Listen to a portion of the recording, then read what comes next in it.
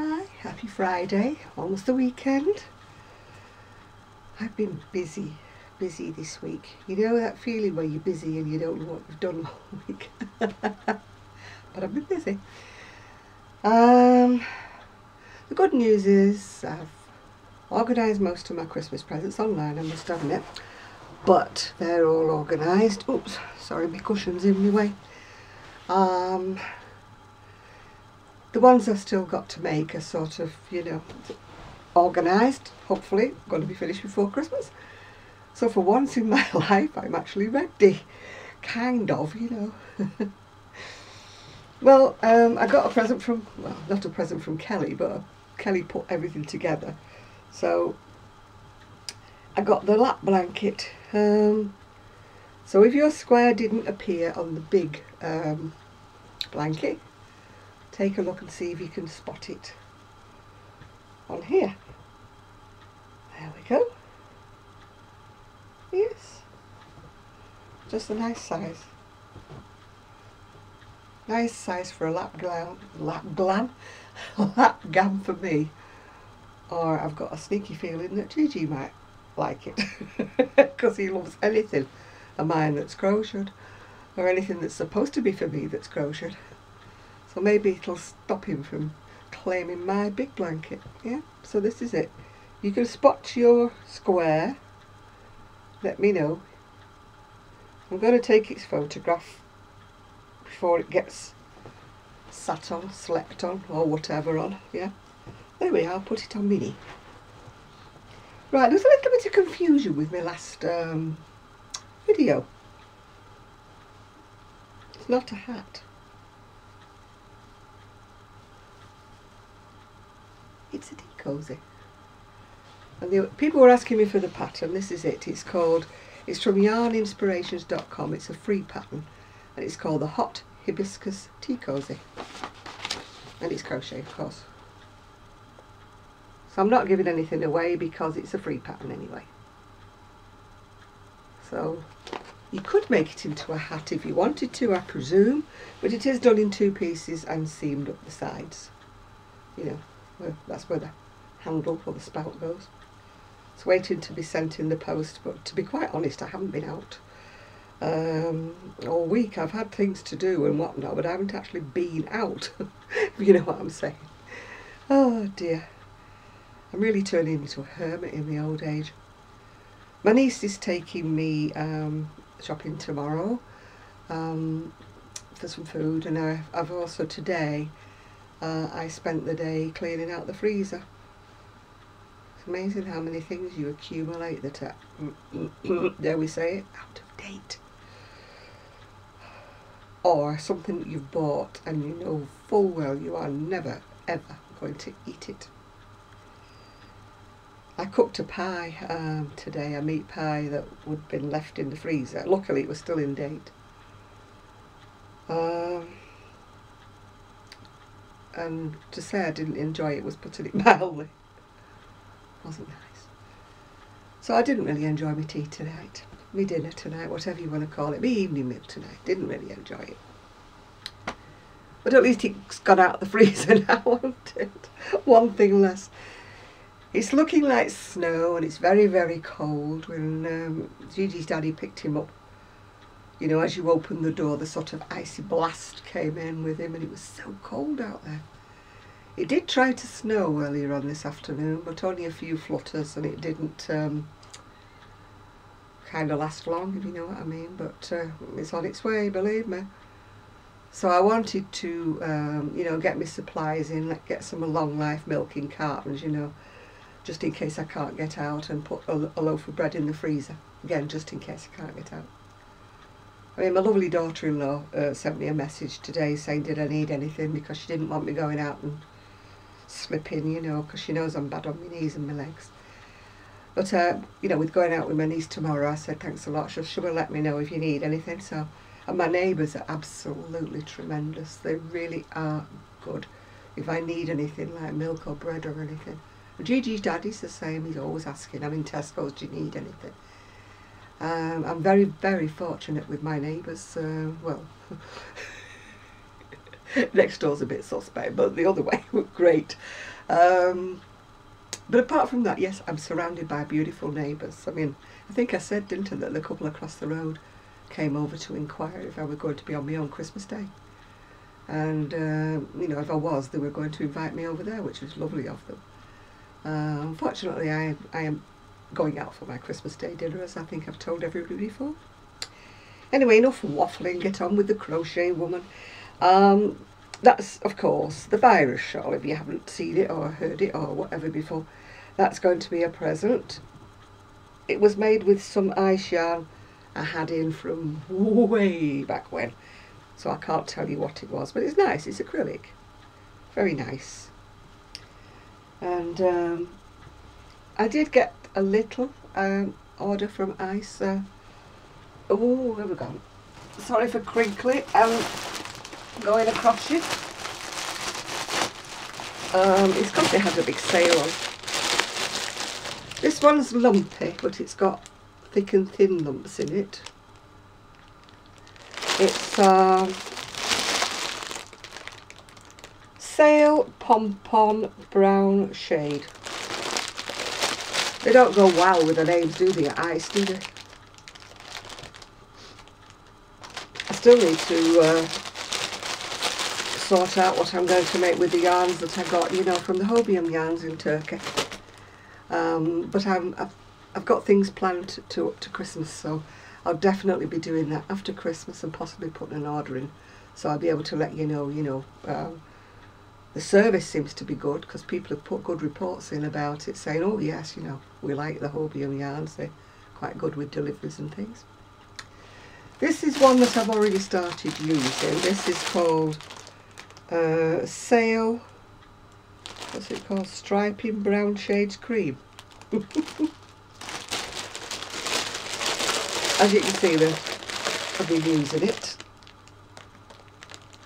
I've been making, these are works in progress I'm showing you because they're not finished yet. Sorry for the rustle. These are sort of, they're going to be sets, but they're not finished off yet. They're going to have a flower embellishment on them. That's just a plain beanie. This one is a wider neck warmer.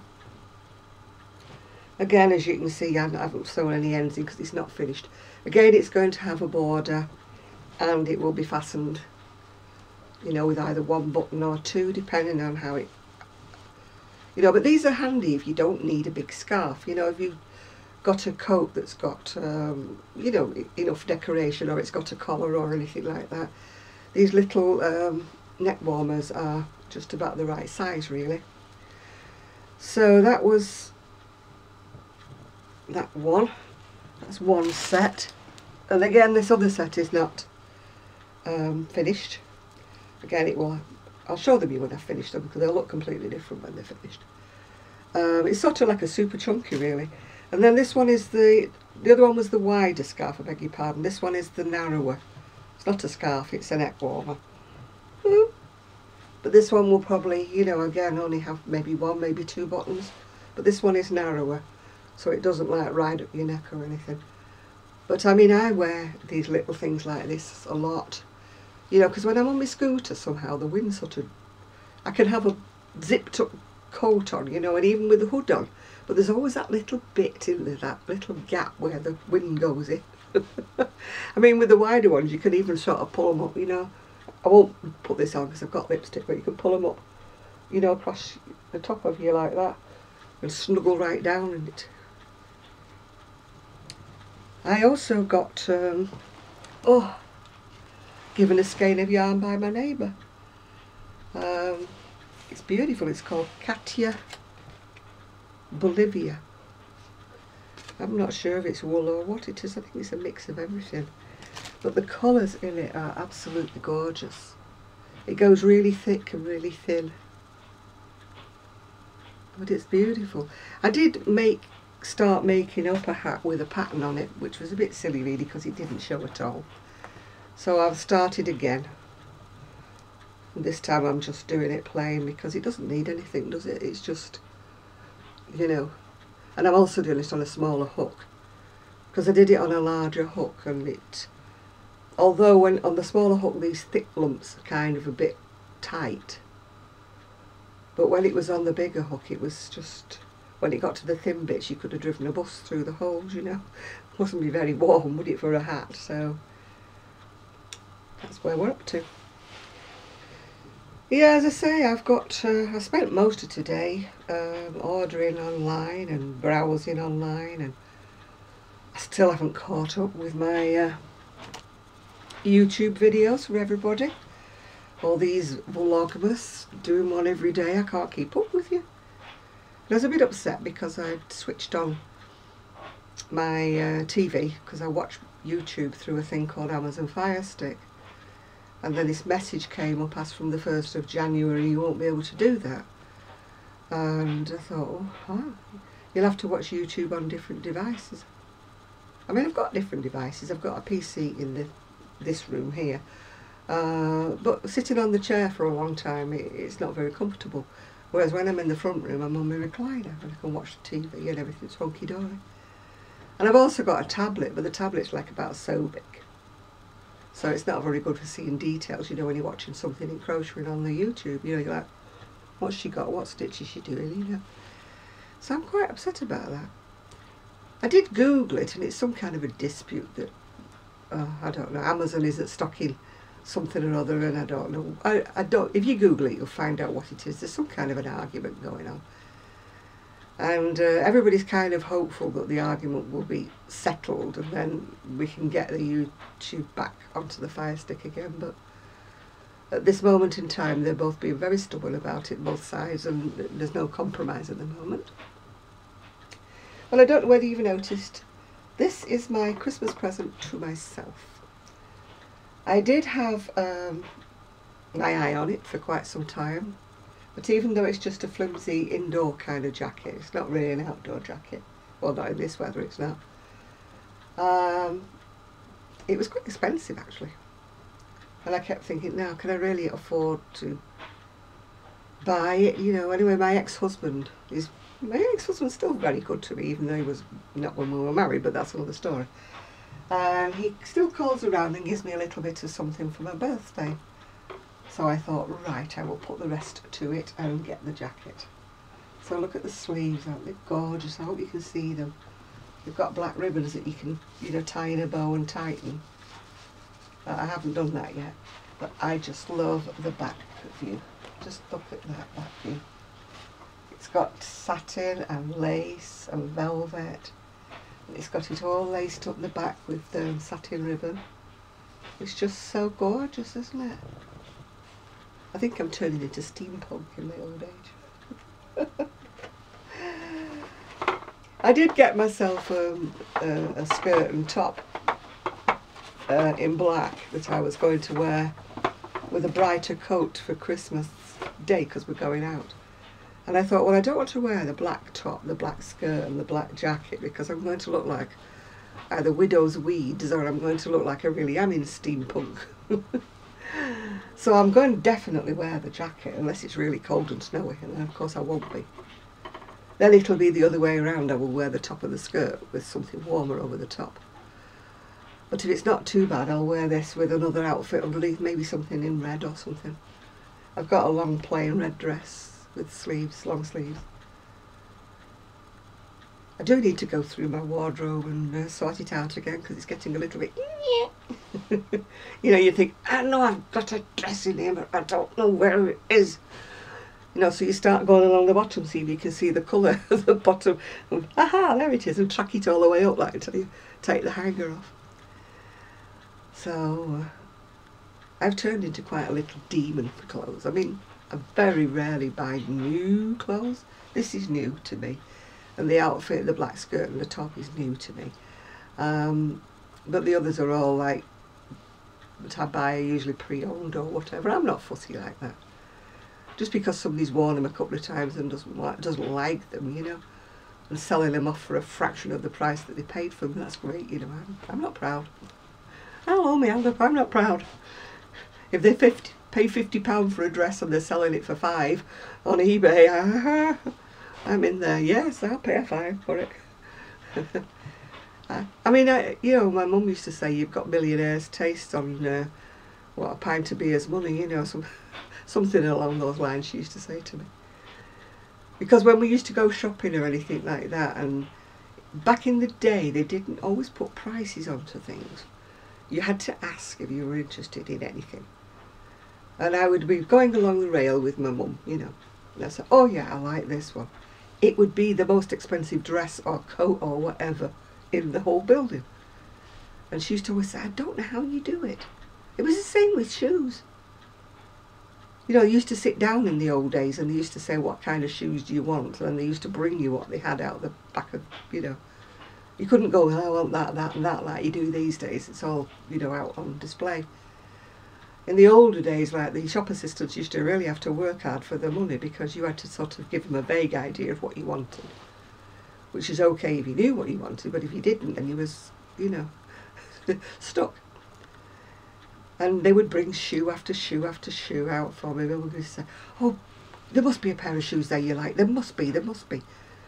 And then eventually you could tell that the shop assistant was getting a little bit exasperated because we were on our 20th pair, you know. And then she would bring out a pair and I thought, those are what I want, those. And I tried them on and I went, these are the ones, these are the ones. And then the shop assistant would say the price, and my mother used to say to her, she's done it again, she's done it again. Are these the most expensive pair that you've shown to her? And he used to say, yeah. And she, I knew it, I knew it. I can't help if I have good taste. Well, I do have good taste if I was let loose with a whole load of money, but we have to cut our coat according to our cloth. My cloth's getting a bit shabby, but never mind, never mind. Well, I still haven't heard from the hospital about me injection in my spine.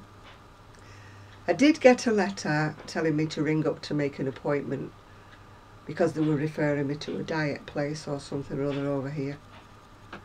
And I read it through and I thought, oh, it's not for me this, you know, it's all exercise and stuff like that. And when I looked at the phone number, it was like miles away. So I said to him, I left him a message. I said, well, if you're in Bolton, you know, forget it because I can't get there. I said, I've only got a mobility scooter and Bolton's, you know, I'm not taking a taxi to Bolton. You know, once or twice a week, every week. You've got to commit to going every week for a year. I'm not like that. I rebel. Somebody tells me I have to do something every week for a year. That's me. No, no, no, no.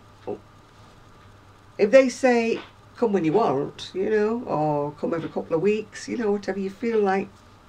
But when somebody says, you have to go every week, and if you miss a week, we will consider that you don't want to be in the programme. And I'm thinking, it's a bit like Hitler this, isn't it? You know what I mean? You must do this, you must do that, and I am a poor one. The minute somebody says you've got to do this or you must do this, I'm like, oh, no, no, no. I'm just a rebel at heart. I can't help it. I've always been like that. If I didn't see the point of rules at school, if I saw the point of rules at school, I would obey them. But if I thought a rule was particularly stupid and not advantageous to anybody, it was just a rule that somebody had made up because they had it on a whim, you know, I definitely wouldn't do it. I was always in trouble for that. What did they call me? What was it? Willful? Oh, I don't know what they called it now, I can't think. It's where you're being sort of cheeky, but you're not saying anything or doing anything. It's kind of, you're looking it. My teacher had a word for it, and I can't think what it is at the moment. It might come back to me later. But she said it was willful, whatever. And it was, because I was just looking at her like, I knew better than to say I'm not doing it, you know. But they kind of knew that I was just looking at them going, oh really? You really want me to do that? And I would smile sweetly and go, And in my head I was going, no chance, no chance. Oh, yes. And yeah, my mother thought I was goody two-shoes at school. Luckily my teachers didn't put everything on my school report that they actually said to me. Otherwise I would have been in real trouble with my mother. You know, you went to school to learn, you didn't go to school to mess about. Yeah, compared to other people in my class, I was a goody two-shoes. There was some real rebels in my class. But not like as insolent as they are now. You didn't back answer, you didn't cheek the teacher. You just did things in a more, how can I put it, willful, surreptitious way, you know. But you didn't dare answer your teacher back. You didn't dare. No way. If I'd have answered my teacher back, not only would I got in trouble with the teacher, I would have got hell to pay when I got home. My mother wouldn't stand any messing. My dad was more of the pushover. But when my dad got angry with me, I knew, move! I don't remember him ever lifting his finger to me. You know, that's funny, isn't it? I don't remember ever having a smack from my father, but my mum, oh, I had plenty. She used to catch me around the back of the head with a hairbrush. If I was, I had a habit of shaking my head or saying, "You're pulling my hair, you're pulling my hair." And she, oof. Child abuse, child cruelty. She used to whack the back of my head with a hairbrush. Stand still. But she used to pull my ponytail too high, you know, and my eyebrows would be up there somewhere. And I was like, "It's too tight." And she kept saying, "I'm sick of you losing ribbons." And she used to be wrapping this ribbon round and pulling it and wrapping it round. And my eyes were going further and further up my head. And I'm going, "Loosen it off, it's too tight. It'll work its way loose during the day. You're always losing your ribbons." "Can I cut my hair then?" "No, you can't." My mother was such a booster of your ego, you know. "No, you can't have your hair cut. Your hair's that thin and scrappy you'll look like a boy." "Oh, thank you, Mother. That really did my ego a lot of good." And then my aunt said to me as a teenager, we were talking about good looks or something or other, and there was people in the newspaper that would be in the Carnival Queen, and you used to put your picture in the newspaper, and people used to vote for you to see whether or not you were the prettiest or whatever. And I said to my aunt one day, "Do you know," I said, "I might send my photo up." And she goes, "Oh no." She said, "We Buckleys," that's my maiden name, "we Buckleys have never been known for our beauty." She said, "Just concentrate on your personality and you'll do a lot better." Hello. Oh dear. I mean, kids today complain if somebody says something a bit negative to them, don't they? It was all,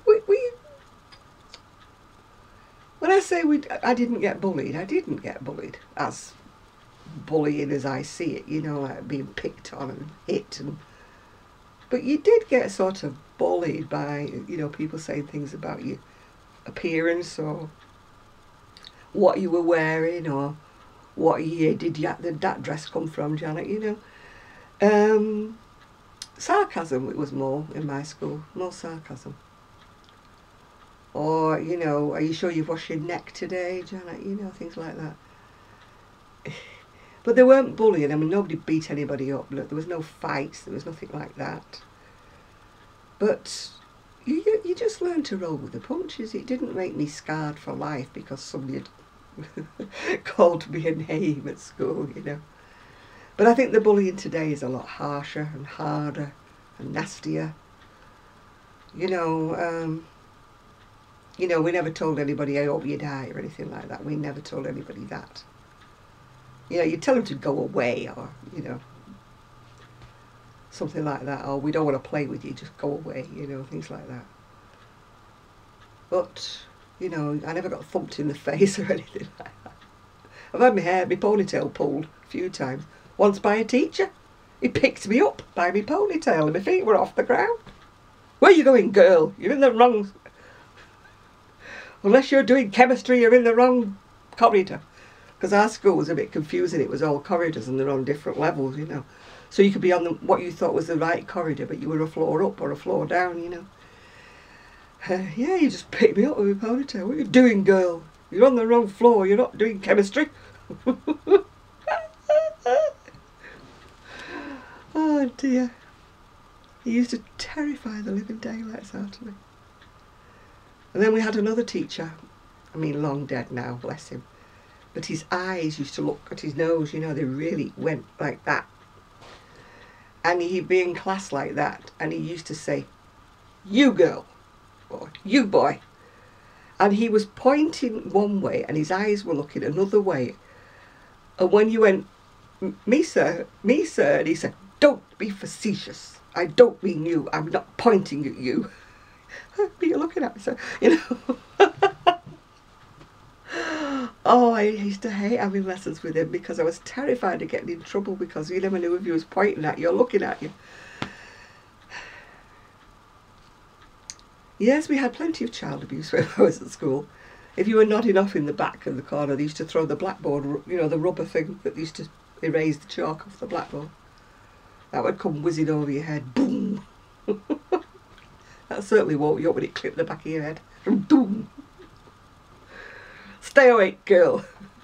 Or they'd go up the lines of the classroom like that and they'd have a big ruler. And if you weren't paying attention, they'll whack it on the desk. They'd never hit you, they'd whack it on the desk right next to your hand, you know, like BAM! And you, oh, that woke you up, did it? But I must admit, I look back on my school days, I really thoroughly enjoyed them. I really did. I can't understand really that, maybe it's so different these days. I'm old, let's face it. People who say I don't want to go to school or I hated school, I couldn't wait to leave it. I absolutely loved it. I was quite upset when I left. I mean, I was 17 when I left. It had been part of my life for so long. The only thing I was glad of was to join the sort of teenage race and to be able to ditch my little ankle socks and my gym slip. The school I went to was really old-fashioned, almost convent, but it wasn't. But it was an all-girls grammar school, and we used to wear the big bucket hats, you know, the ones, I don't know whether you've ever had them in America, but they're like you would see on Call the Midwife if you watch a BBC programme from over here. Really big bucket hats, and they had a hat band on with the badge at the front saying which school you were in. And we had gym slips. And they were so unflattering. They were the big ones with the big pleats. And if you had a big bosom like I did, they used to go up, and then they would be up at the front and down at the back because it was like the shape of me. "Your skirt's too short. Come here. Pull it down." And she'd be yanking at my straps like that, trying to get the straps like down so that she could pull the front down. But of course, the minute I walked away, it just flirted its way back up again, and I was still walking around showing my knees.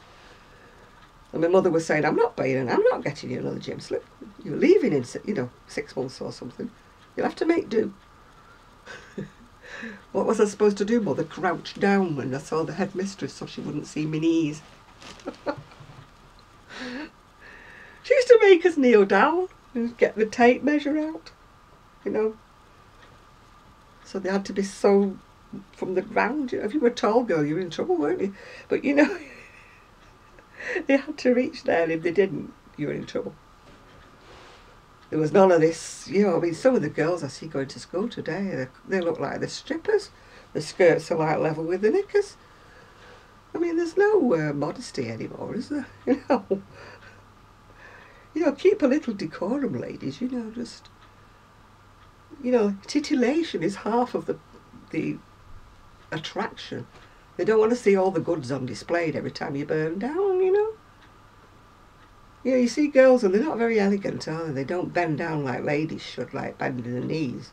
They bend straight over like that. And all next week's washing's on view. My mother would have gone bananas. Absolutely bananas. Anyway, this topic's got absolutely nothing to do with crochet, has it? I'm still in the process of knitting the sweater. I've got past the armholes now, and I'm on my way up to the neck. That's still in the first piece though, so don't get excited, still the first piece. And I haven't started my second niece's anything. I'm not saying too much in case somebody's watching, but I haven't started that at all yet. I know what I'm doing, and I've got the yarn. That was one reason why I ordered from Ice, because I wanted this particular yarn, but I'm not showing it because, you know, I don't know who views it, you see, who looks at it. So I've got that doing, and in between I'm trying to fit some hats and things in. And if it ever stops snowing, raining, hailing, doing whatever it's doing, I will get the photographs taken of the blankets and everything, and also put things on Etsy, because it's just, the weather's been appalling. My house is so cluttered at the moment, I don't have a blank wall or anything I can put, you know, anything against to take a photograph indoors. My house is busy. That's polite, isn't it? Busy. It's all crafting busyness, but it's still busy. I don't think I could live though in a sterile environment where it was all neat, tidy, not a thing out of place. That wouldn't be conducive to my creativity. I create better when I'm surrounded by balls of wool on the floor, and when I say on the floor, I mean in packets on the floor. But when I can see the colours, I've got a big basket with all oddments in different colours in that inspire me, you know. That's how I get my thoughts, you know.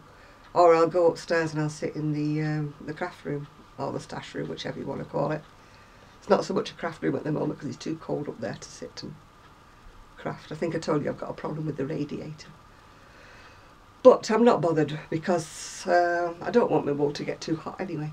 So it's fine, it doesn't have a radiator in there. Well, it does, but it's not working. And so it's too cold at the moment to sit up there and do anything. So I've got 2 chairs, no waiting, and nobody sitting in them. I just go up briefly when I want some, you know, wool, some yarn from the stash, or I want a pattern that's upstairs now. I mean, people keep saying, what's this pattern and what's that spot? And if I've put it upstairs, it's like gone in no man's land by now. You know, and I'll think to myself, I will look that pattern up, I'll tell them the number when I find it. But of course I can't find it. I mean, somebody asked me the other week for the pattern for that lacy type bolero that I had on the fasten with a couple of buttons. I have no idea. It was a photocopy thing that I bought, not a photocopy, a PDF that I'd bought, I think, from Etsy in the first place. And it was a defunct pattern when I bought it from Etsy. It could have been one of Annie's, it could have been something or other. All I will say about the one that I was wearing was it probably looked better on the camera than it did, because it doesn't fit right at all. I'm constantly pulling it this way, that way, and it just isn't me shaped. It doesn't look bad when it's on and I'm sitting still and somebody's looking at me. It doesn't look bad.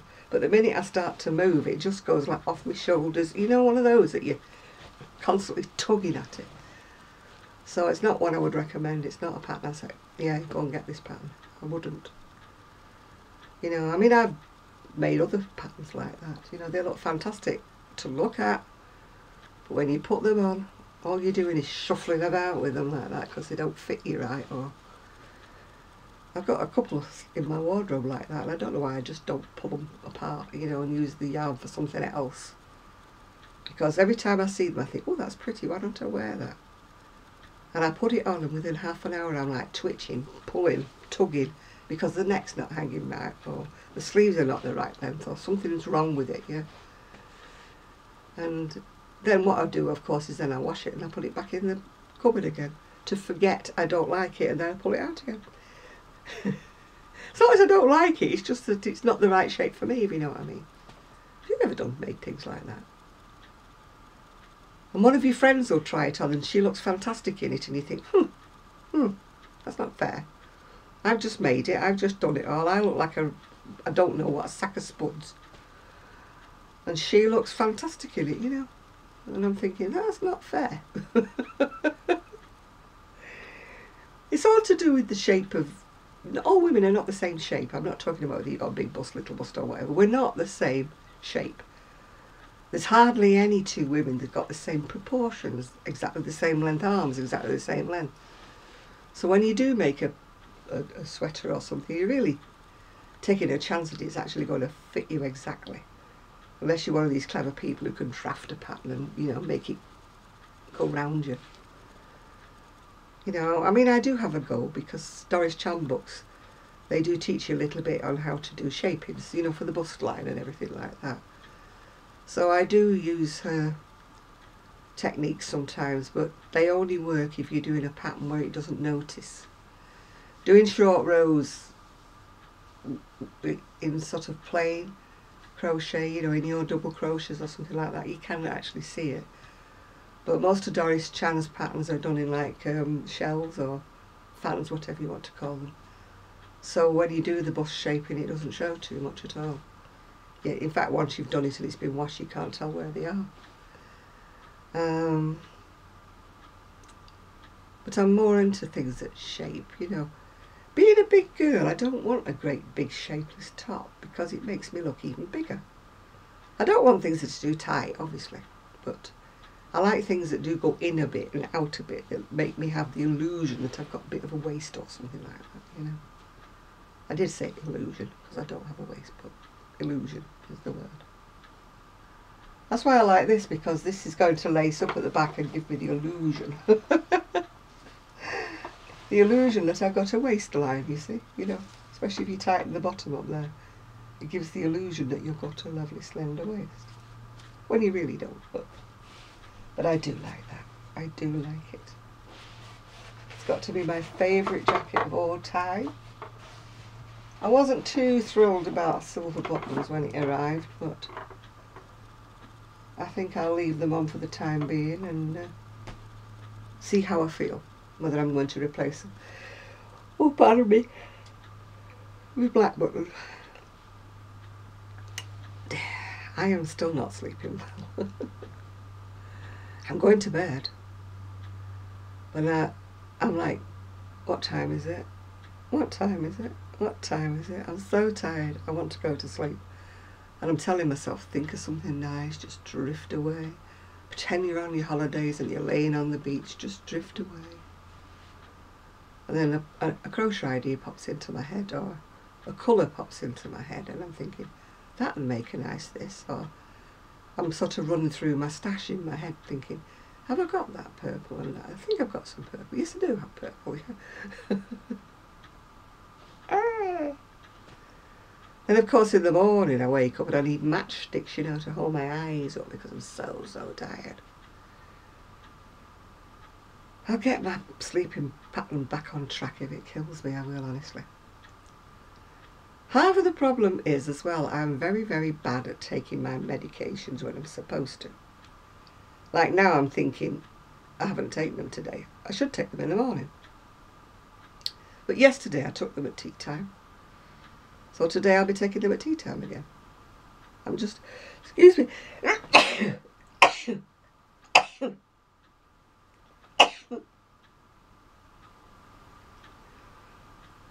Achoo, God bless me. So, I've just got this, I think, I told you before, just earlier on, in I'm a rebel. Somebody tells me to do something. I'm like, I don't want to do that. Because I know I've got like this raft of pills I've got to take every day. I'm like, I don't see why I've got to take all these pills and I'm swallowing them down one by one by one. And I'm thinking, what would happen if I don't take that one? What would happen if I don't take that one, you know? Russian roulette with my pills. I know you're all going to say, oh, you've got to take them, you've got to take them, they're there for a purpose, yeah. But ever since that they stopped one of my pills and changed it to something else and my cough's gone away after 12 months, you know, I mean, you get to wonder, don't you? You get to wonder. You know I was here, there, everywhere with that cough. Chest x-rays, MRI scans, ECG on my heart to make sure it was nothing wrong with that. A barium meal, you know, with under like conditions like watching me swallow. All of that. And all it was they had to change a medication. Because one of my meds one of the side effects was a persistent cough. How many doctors have I seen over how many years? And nobody's thought that one of my medications was giving me a cough. Oh, I've been asthma tested, oh. And it was a blooming pill I was taking for my blood pressure. And that's all it was. They swapped it for another one now, and I won't say I've stopped coughing, because that's a lie. I am still coughing. But I'm not being woken up every single night coughing and coughing and coughing. One of the lad next door takes blood pressure pills because he coughs the whole time. Maybe he needs to change his pills. Anyway, I'm going to go now and see if there's anything on the TV. Yeah? So I can have my blanket. If it doesn't get claimed by Gigi, my blanket. He does love the big one. He makes a nest in it. He curls up in the middle of it all. And I haven't got the heart to move him. So it's only my blanket when I get to it first. He loves it. Loves it. You got any dogs at home? Make him a granny square blanket. They're anything like my dog. Well, not my dog. My foster dog, or whatever you want to call him. Then they will love it. But you can't put it flat like that. I think that's the trick with the dog. Don't put the blanket flat nice and neat. Rumple it up. Because he only likes it when it's like that. Screwed up, scrumped up like that. He will sleep on it like that. If it was laid flat like that, he would ignore it completely. He just likes it to be ruffled up. Maybe they're in the wild. Do they make a nest or a little bed for themselves? I don't know. Yeah, if it was like that, he would completely be disinterested. He wouldn't even lie on it if I left it like that. He's a little peculiarity. Right, I'm going to go now. I'm going to finish these edgings off on these hats and things. Perhaps do a few more rows on the knitting before, you know, it's my shoulders start going. I'm not going to start the other crocheting yet because I've got plenty of time. I've got about 18 days, haven't I? What day is it today? I've got a few days left. And the crocheting doesn't take me long, it's the knitting that's going to. That's why I decided to put the knitting to one side and finish doing crocheting things and get things out of the way.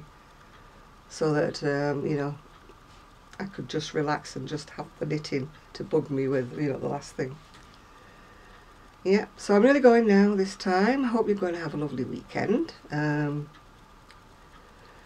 Most of you know who I am, although I do have quite a few new subscribers. Thank you very much. Thanks to my, I won't say old subscribers, that sounds terribly rude, doesn't it? My subscribers who've been with me for a while. I'll call you that instead, yeah. And if you're new, I'm Jan. I'm Urban Gypsy Crochet. That's my name on Facebook, my name on my Etsy page, where I hopefully sell a few items, and Instagram I can't remember what I am because I'm hardly ever on there. So if you catch me on Instagram, you get the prize because I'm not on there very often. I think I don't cope very well with social media. You know, if I have like, I've got my private page in my own name, I've got my Urban Gypsy page, I've got my Etsy, I've got Instagram is just kind of like one thing too many. And having to post a photograph every time I want to post something. I'm just not that, the kind of person who snaps everything, you know, around in sight, like, think this is my new coat, this is this. I'm just not that kind of person, you know. So I only would go on if I had something to actually show that I wanted to show, if you know what I mean. I'm not going to take a photograph of my new slippers or anything like that, you know, just to put a photograph on Instagram. And I'm definitely not into selfies, you know. No, I have to look at myself in the mirror. There's no reason why I should subject you to it. And on that note, I'm going. So bye-bye. Have a nice weekend. And I'm going to get closer to you while I turn you off. So bye now.